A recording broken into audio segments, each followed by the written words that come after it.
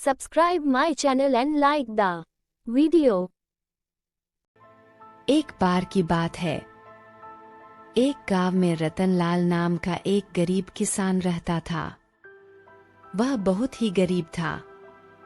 वह दिन भर भोले बाबा की भक्ति करता और अपने खेतों में मेहनत करता था और अपने परिवार का खर्चा चलाता था।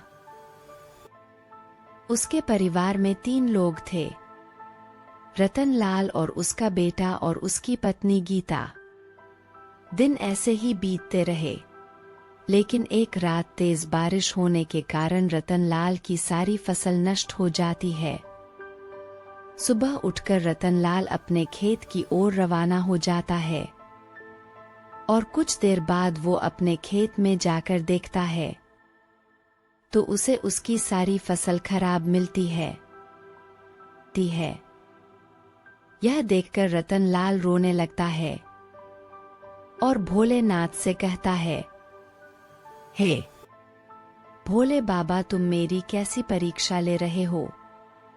इस वर्ष तो मेरी सारी फसल खराब हो गई है। अब मैं अपने परिवार का पेट कैसे भरूंगा? और कुछ देर बाद वह अपने घर आ जाता है और उदास होकर चुपचाप बैठ जाता है। उसे देखकर उसकी पत्नी गीता रतनलाल से बोलती है, आपके क्या हो गया है? आप चुपचाप क्यों बैठे हैं? फिर रतनलाल बोलता है, कल रात को तेज बारिश होने की वजह से हमारी सारी फसल खराब हो गई है। यह सुनकर गीता बोलती है, हे भोलेनाथ, हमने ऐसा क्या अपराध किया है जिसकी तुम हमें सजा दे रहे हो? फिर रतनलाल अपनी पत्नी से कहता है, तुम भोले बाबा पर भरोसा रखो, वही सभी का भला करेंगे। कुछ दिनों के बाद रतनलाल के घर का सारा राशन समाप्त हो जाता है और एक रात रतनलाल और उसकी पत्नी गीता और उसके बेटे को भूखा ही सोना पड़ता है।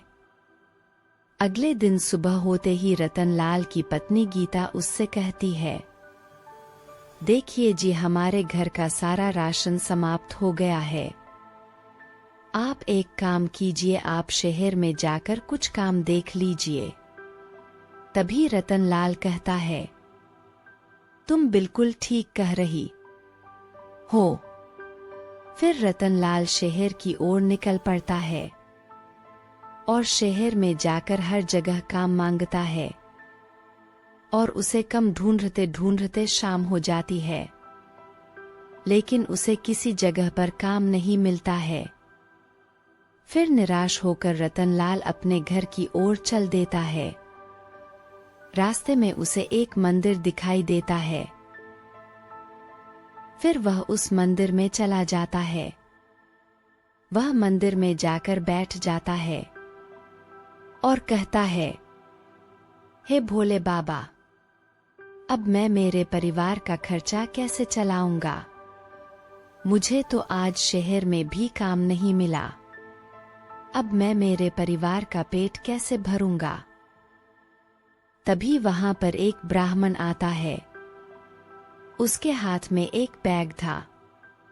फिर वह रतनलाल से कहता है, देखो भाई, मेरे पास कुछ खाने का सामान है, मुझे इसकी जरूरत नहीं है। तुम इसे भोले बाबा का प्रसाद समझकर ले लो। फिर रतनलाल उस बैग को ले लेता है और अपने घर की ओर चल देता है और कुछ देर बाद वो अपने घर पहुंच जाता है और ब्राह्मण के दिए हुए खाने को खाकर सो जाते हैं।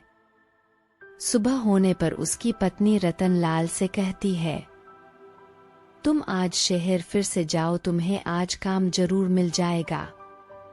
और फिर रतनलाल शहर की तरफ चल देता है। कुछ देर चलने के बाद रतनलाल को वही ब्राह्मण मिलता है जिसने कल रात रतनलाल को खाना दिया था। फिर रतनलाल उस ब्राह्मण को देखकर कहता है, पंडित जी राम राम। फिर ब्राह्मण कहता है, अरे भाई, राम राम। देखो आज मैं बहुत भूखा हूँ, मुझे कुछ खाने को मिल जाएगा। फिर रतनलाल उसे अपने घर ले जाता है और रात का बचा हुआ खाना खिलाने लगता है। फिर कुछ देर बाद ब्राह्मण बने हुए भोले बाबा अपने असली रूप में आते हैं और भोजन करने लगते हैं। साक्षात भोले बाबा को देखकर रतनलाल उन्हें प्रणाम करता है और भोजन करने के बाद बाबा अंतर ध्यान हो जाते हैं। उसके बाद रतनलाल अमीर हो जाता है और फिर रतनलाल अपने घर में एक मंदिर बनवाता है और भोले बाबा की भक्ति करता और अन्य लोगों की भी मदद करने लगता है। इसी तरह की अनेकों कहानियाँ सुनने के लिए हमारे चैनल सब्सक्राइब करें और बेल आइकन को प्रेस करें। Subscribe my channel and like the video. एक बार की बात है, एक गांव में दो भाई रहते थे। एक भाई बहुत ही गरीब था और दूसरा अमीर था। गरीब भाई का नाम रामू था। वह अपने बीवी और एक बेटे के साथ रहता था। वह दिन भर काम करता था। एक दिन रास्ते में उसे कुछ लोगों के साथ भाई मिल जाता है। रामू का भाई उसे देखकर कहता है, अरे भाइयों देखो, यह मेरा भाई रामू है। यह इतना गरीब है कि देखो कैसे फटे पुराने कपड़े पहने हुआ है। इसी बात पर सभी लोग हंसने लगते हैं। रामू वहां से चुपचाप निकल जाता है और अपने घर आकर चुपचाप बैठ जाता है। उसे देखकर उसकी पत्नी बोलती है, अरे आपके क्या हो गया, आप चुपचाप क्यों बैठे हैं? तभी रामू बोलता है, वो क्यों बार बार मेरी बेइज्जती करता है? क्यों, मैं तो उसके रास्ते में भी नहीं आना चाहता, फिर भी वह जानबूझकर मेरे रास्ते में आ जाता है और मेरी बेइज्जती करता है। फिर उसकी पत्नी कहती है, मुझे पता है आप अपने भाई की बातें कर रहे हों। वो बहुत अमीर है, इसीलिए वो लोगों के सामने बार बार आपकी बेइज्जती करता है। दिन इसे ही बीतते गए और एक दिन रामू का बेटा बीमार हो जाता है और वो चारपाई पर लेटा हुआ था।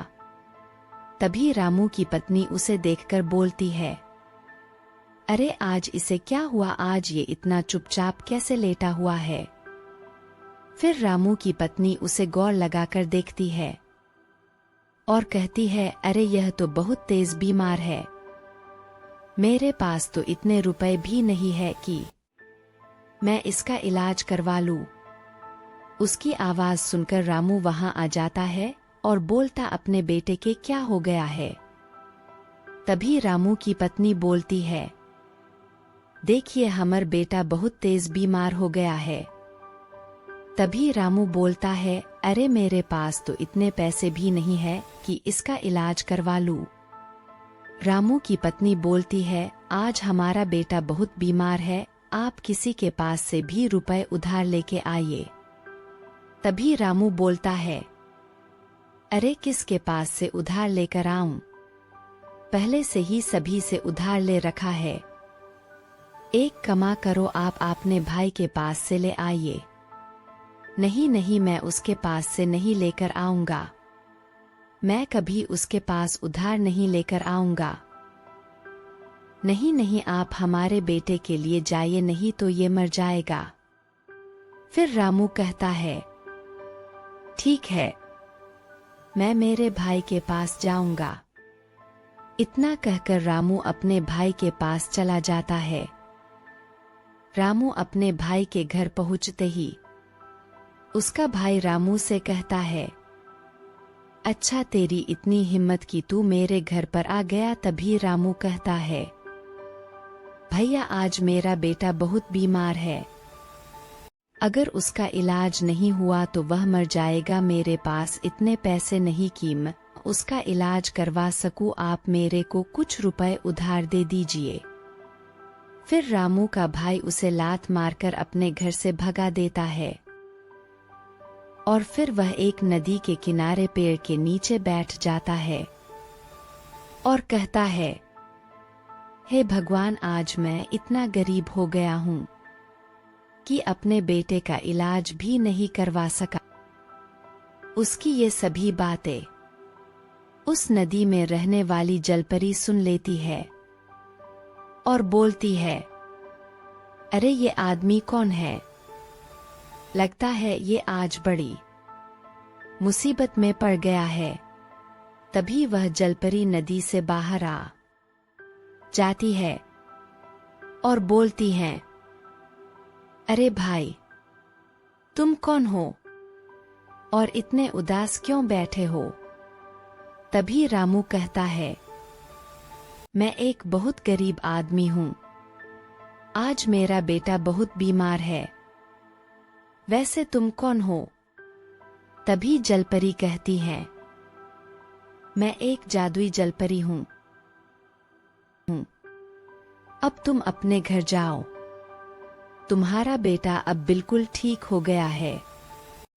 इतना सुनने के बाद रामू अपने घर आ जाता है और अपने बेटे को देखता है। अब वह बिल्कुल ठीक हो गया था और वह अपनी माँ के पास खड़ा था। फिर रामू की पत्नी बोलती है, भगवान की कृपा से हमारा बेटा ठीक हो गया है। फिर रामू के मन में उस जलपरी का विचार आता है और फिर रामू मन ही मन उसका बहुत धन्यवाद करता है। इसी तरह की अनेकों कहानियाँ सुनने के लिए हमारे चैनल सब्सक्राइब करें और बेल आइकन को प्रेस करें।